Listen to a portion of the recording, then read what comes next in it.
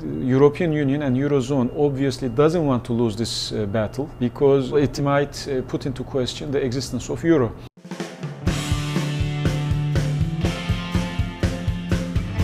Hi, I'm Anthony Randazzo, Director of Economic Research for the Reason Foundation. I'm here with Reason TV. I'm sitting with Mr. Murat Yülek. He is the Dean of the Business School at THK University in Ankara, Turkey. He and I have worked over the past year on Turkish-U.S. trade issues. Mr. Yülek, thank you for joining us. The first thing I want to talk about is what's big in the news right now is Greece. How bad really is the Greek debt problem right now? It's pretty bad in terms of the debt outlook as well as the economic outlook in general, the macroeconomic outlook. Their economy is, let's say, roughly around $300 billion and their debt is about 450. Do you think that the privatization measures that are being put in place will be an effective part of the fiscal plan? Well, it is one of the prime things. What they are trying to do is they are trying to reduce the expenditures, and privatization is one main area where they want to do it. Unfortunately, Greece is de facto, they are in default. The Greek parliament has voted for these new measures, and along with it, the German acceptance came. The German bondholders, mostly the insurance companies, will also take, some kind of a haircut. It's technically not a haircut, but they will bear part of the burden at the order of a few billion euros. Do you think that this will be enough, or is this just pushing the matter maybe a year and a half down the road where Greece will eventually have to default? I'm pretty sure that will happen. I think we will have recurrence of these things in the next year and a half.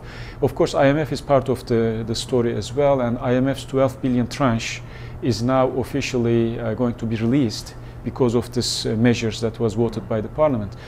But when the next tranche comes, there again will be similar situations, and there the Greek government will have to be assessed on the basis of the past implementation performance. So what do all of these troubles for Greece in particular mean, broadly speaking, for the Eurozone? The European Union and Eurozone obviously doesn't want to lose this battle, because again, if it loses this battle, then there will be the other battles in sequence, which might put into question the existence of Euro. Let's talk about another country now that's right next to Greece that has a little bit of a stronger economy, your own country, Turkey. Yeah. Turkey is the 15th, 17th largest economy in the world right now, and it's seeking to be in the top 10 by 2023. What does Turkey need to do to get into the top 10? A lot of things. But basically, Turkey has a huge potential that has been untapped so far. Our infrastructure, physical and human, we have to develop it. A country which wants to become number 10 has to be able to produce, not consume technology and ideas. So far, frankly, Turkey looks more like a consumer, a good consumer of technology, whereas we need to start producing. There have been some reports out recently talking about the ease of doing business in Turkey and that this is somewhat of a challenge. This is something that needs to be overcome. To be frank and precise, the government has to reinvent. It has to be efficient, which it is not, unfortunately. So in those areas, when you look at Turkey, it's really, it ranks very low in many of those indices by different institutions.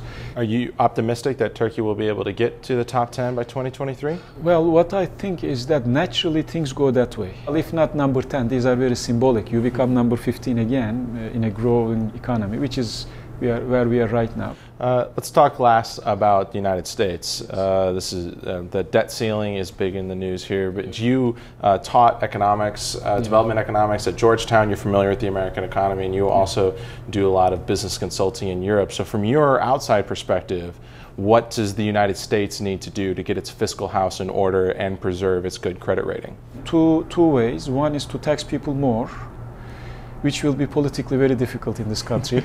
The other is basically you grow yourself out of the situation. You brought all the talents to this country. They worked hard together with the American talent, obviously, with a growing economy. So a growing economy means a sustained, let's say, force of consumption and production and vying for, increased revenue earning demand. Those are the things that drove the American economy. So we can either institute a massive increase in taxes Yes. Or we can change our public policy to encourage talent to come from abroad and encourage and incentivize domestic production. Exactly. That's the only way out. Thank you so much for that, Murat. This has been a great conversation. Thank you for being here. Thank you for having me here. For Reason TV, I'm Anthony Randazzo.